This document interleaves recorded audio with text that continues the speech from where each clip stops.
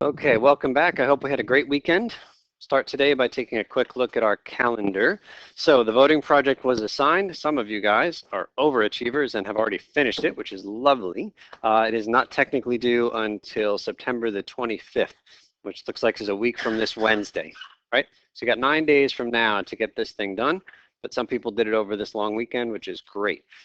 We are actually going to have some time today in class for you guys to work on that project. Today we have our 4th day on voting. It's our last day on voting. Although it's not really going to feel like it because voting is in the very next topic as well, but it's a different kind of thing that we're going to do next time, even though it's still voting. But today is essentially our culmination of the voting stuff that we've been talking about. And today also marks the halfway point of the material for the first test. So if you take a look, our first test is here on class 10. Our review day is class 9, which means the test is on 8 days of stuff. Today is day 4, all right? So this is halfway for the first test. Any questions on the calendar?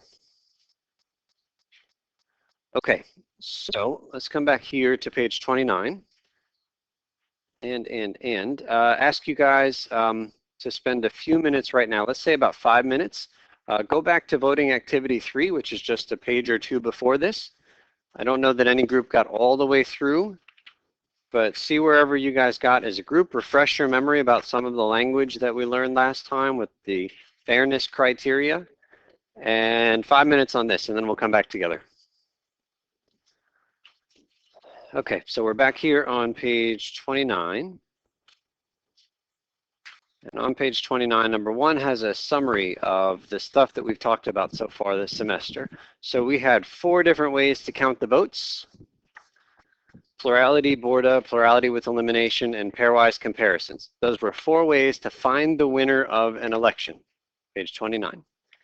And surprisingly, you didn't always find the same winner for the same election. It sometimes depended on how you counted the votes. Those were 4 ways to count the votes. Then over in this hand, we've got now a completed election, and we want to see if the outcome was fair. You've already conducted the polls, you've already found the winner, and we want to know, in retrospect, looking back, was this fair that so-and-so won the election? And to decide whether or not something is fair, we had 4 different fairness criteria: majority criterion, Condorcet criterion, monotonicity criterion, and independence of irrelevant alternatives criterion, right? 2 sets of 4. One of them to find a winner, the other one to look back and decide if that was fair, okay? We got 8 things to keep track of. Number 2, let's start with Lila. Can you read number 2, please?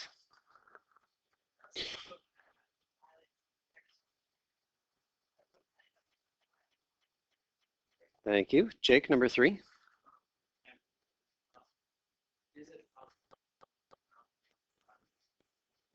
Okay, so let's answer this question. The plurality method only counts what kind of votes?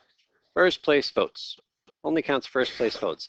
The majority criterion says if somebody has more than half of the first place votes, they should win. Okay, if somebody gets more than half of the first place votes, will they win when you're counting only first place votes? They will absolutely win. You're counting exactly the same thing. So is it possible for the plurality method to violate the majority criterion? No, it's not possible.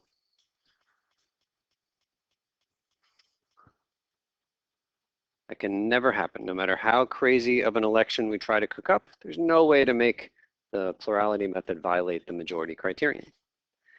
Aileen, number 4.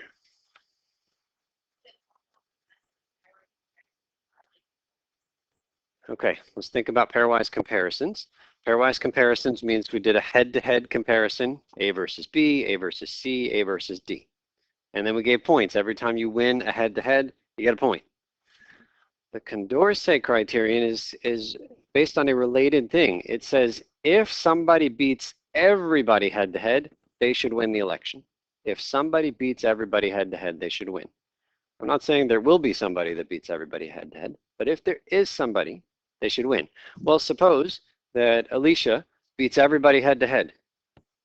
Is she going to win when we give points based on this pairwise comparisons thing? Well, she's going to get a point against everybody, right? And there's no way that anybody's going to have more points than her because she beat everybody, right?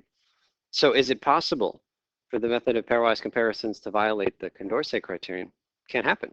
There's no way. So we've looked at a lot of crazy examples that were kind of cooked up so that we would see, oh yeah, there's a violation of this fairness criteria. But I'm not saying that every election, and it's always violating this, is violating that. Sometimes, no matter how crazy the election, there's no way to have a violation.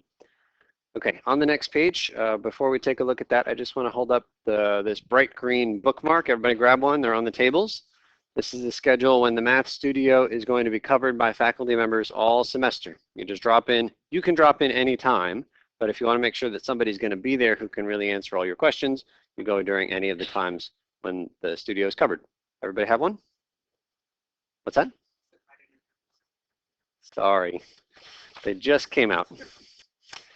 Okay, number 5, and we are back to Evan.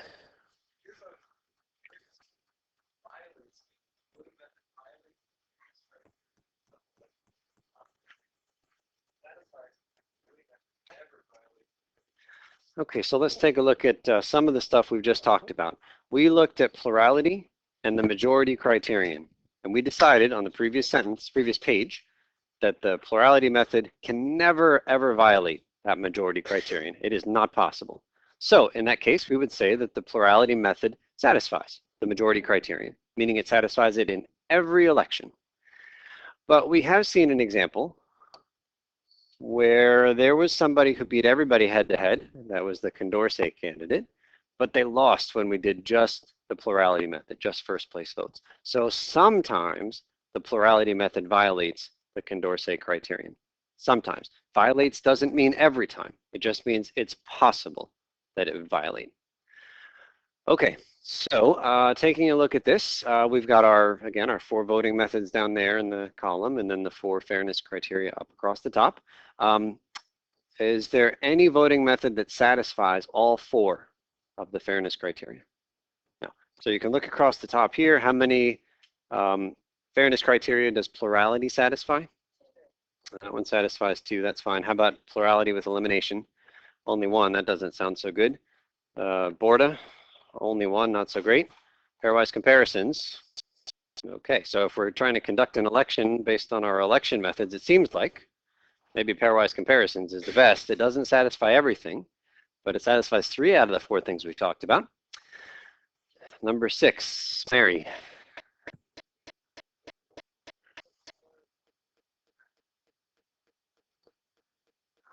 Okay, so which one of these is violated by all 4 methods? The dropout, right? You can see right here in this column, everything violates the dropout criterion.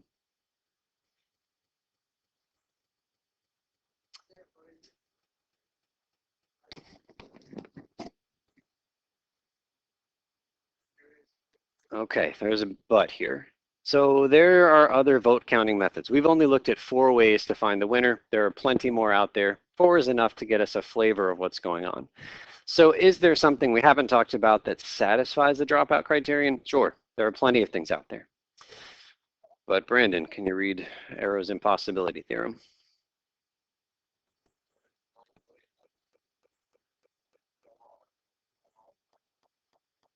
One more time, Brandon.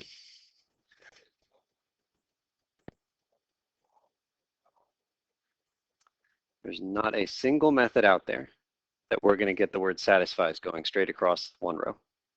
We've looked at 4 voting methods. There are many others out there. There is not a single one out there that satisfies all 4 of those fairness criteria.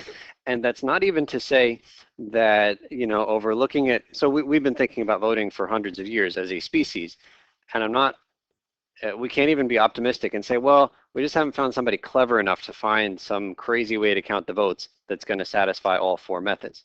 It has been proven that it is not possible to create a method that satisfies all 4 of these fairness criteria. Doesn't matter how smart we are and how clever we are, there is no way to come up with something that's going to be satisfies in the whole row. Okay, we are back to KC 7.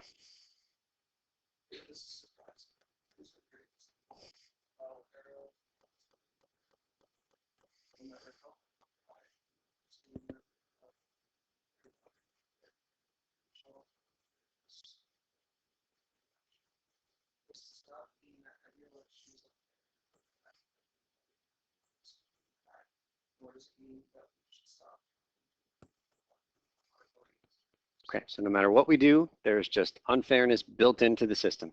Doesn't matter how we count the votes, there is the potential for unfairness and there's no getting around it. But we can maybe try to improve on the way that we conduct most elections here. Let's go to 8 and we are back to Griffin.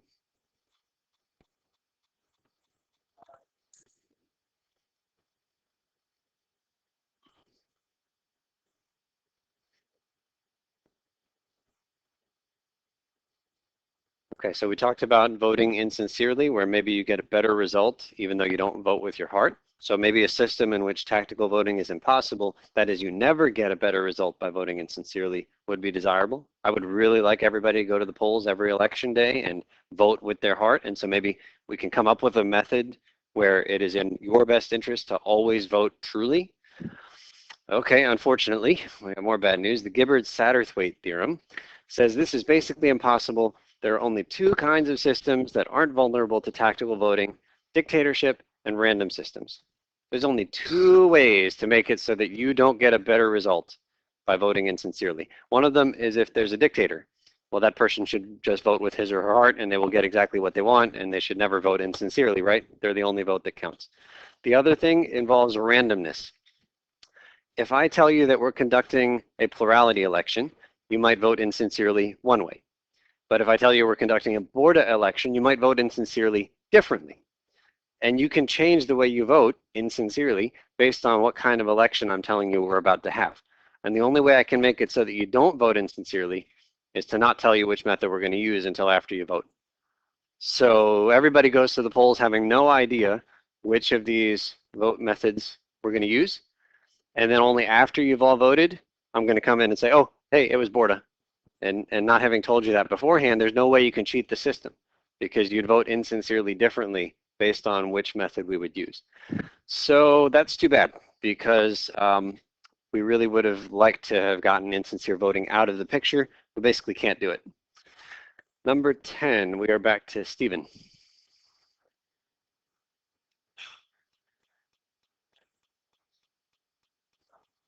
Keep going.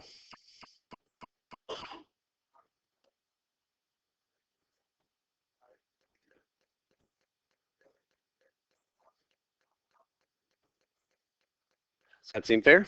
Yeah. If somebody loses to everybody else head to head, they shouldn't win. Well, sometimes they do, depending on how you count the votes. Let's keep going with Taylor. Clone.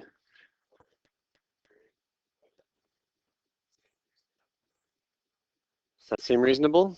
If you have two candidates that are basically the same person, their chances of winning shouldn't be affected by the fact that their clone is in the race with them. Like, that doesn't seem fair. Okay, so it's a little bit sci-fi, but a lot of times in our presidential elections, we talk about having two candidates that are basically the same. Like, they're so close to the middle, you know, like left and right doesn't have any meaning anymore for a lot of folks. So, but let's take this sci-fi example. So suppose that you and your twin are running in an election, and suppose it's just a plurality vote. So first place votes only. Is having your twin there with you, is that going to help you guys or hurt you?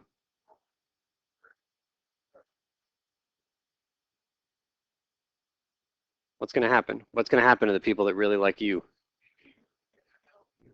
Are they going to vote for you? If they really like you and your double is there in the race as well, then they're probably going to like your double, right? And so I think what would happen is the votes would get split, right? Like if you have a twin running in the race, half the people that like you guys are going to vote for one of you and the other half for the other, and you will both be hurt by having your twin in the race. So that's not so great for you. Suppose that instead of a plurality election, it was a Borda election. And let's suppose there are 3 people in the race, and you're one of them. So how many points do you get for a first place vote? 4. In a 3-person race, we get 3, right? Okay, so 3 for first place, 2 for second, and 1 for last place. So people that really like you are going to put you up there, and you'll get 3 points compared to only 2 and only 1 for the other folks, right? But now let's say that your twin comes in. Well, if they like you, they're going to like your twin as well, right? So maybe they'll give your twin 4 points. You're still at 3. And then these other 2 people are at 2 and 1. Well, you guys are now helped. These 2 are still at 1 and 2, but your twin got 4 points and you got 3, and there's a lot more points given to you and your twin compared to the 2 and the 1 that just stayed right here. So in some sense, having a twin run in a Borda election might help you. It doesn't seem fair to the other people. So that's this whole clone independence criterion. Okay, and then finally this participation business. Jeremy?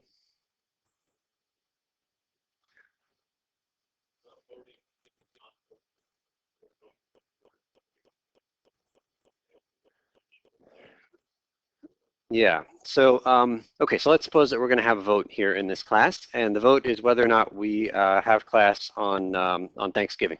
So the school is closed, but we're going to decide whether or not we want to come in as a separate class and just meet on Thanksgiving, right? Okay, so let's suppose that in order for our vote to have merit, we need to have like at least 50% of the people voting, all right?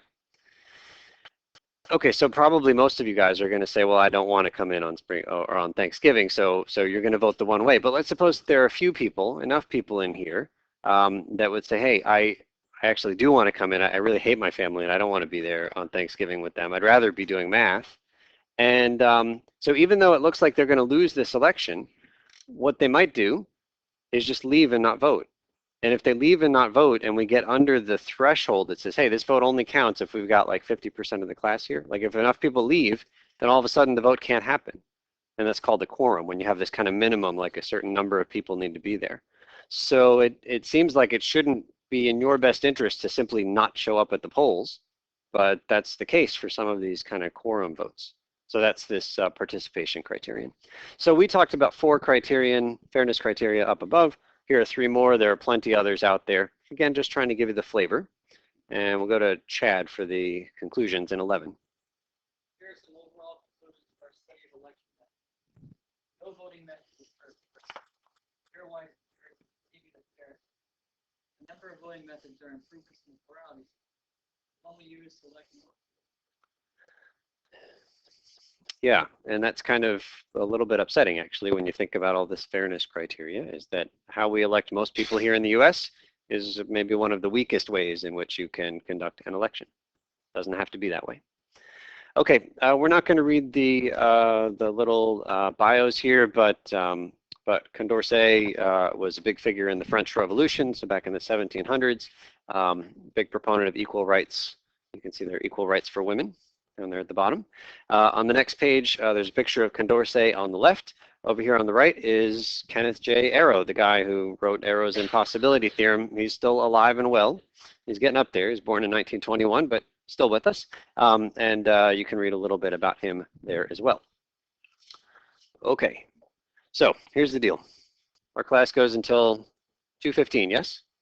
Okay, so we are going to dedicate the next 53 minutes, if I'm doing that right, to working on the projects. So you guys have a lot of time right now. I'm happy to help answer any questions that you have about the projects. For the 3 people that have finished the projects already, good for you. This is a good time to start your homework for tonight. We only